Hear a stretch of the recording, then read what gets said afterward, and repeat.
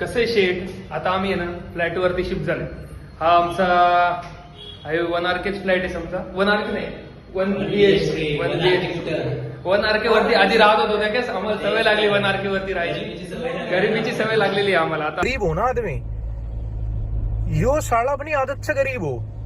हे बघू तुम्हाला दाखवतो. हे कसं आहे, हे आहे आमचं हॉल. राईट साहिल जरा दाखव बरोबर केवढा आहे हॉल आपला.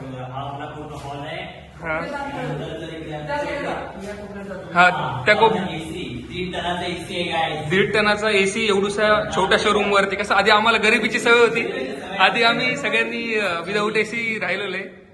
हा आमची ही रूम, लाईट लाव. हा ही आमची बेडरूम आहे. गरिबी गरिबी. हे बघा ही एक खिडकी, बाल्कनी व्ह्यू. बाल्कनी नाही आहे, ग्रिल पण काहीच नाही, जर खाली पडलं डायरेक्ट खालीच.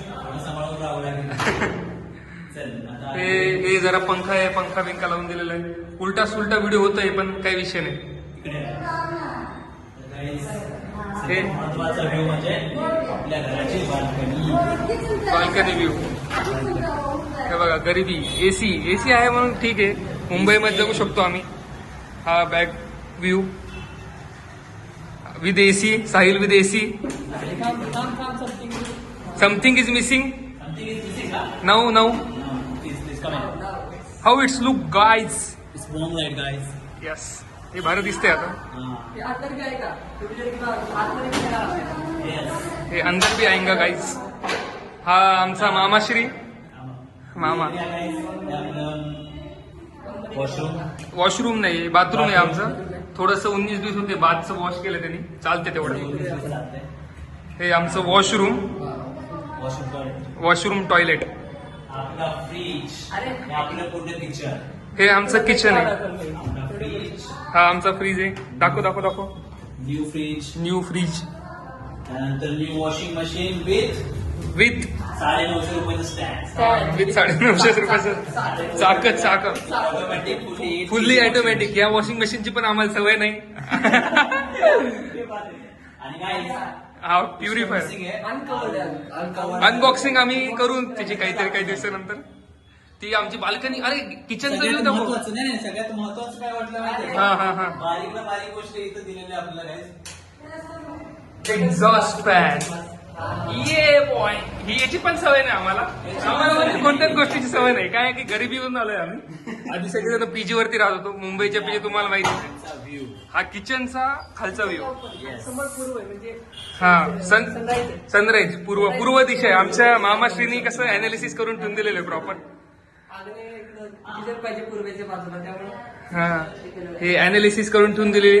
फ्रीज वगैरे भरपूर गोष्टी आम्हाला भेटलेल्या आहेत गाईस.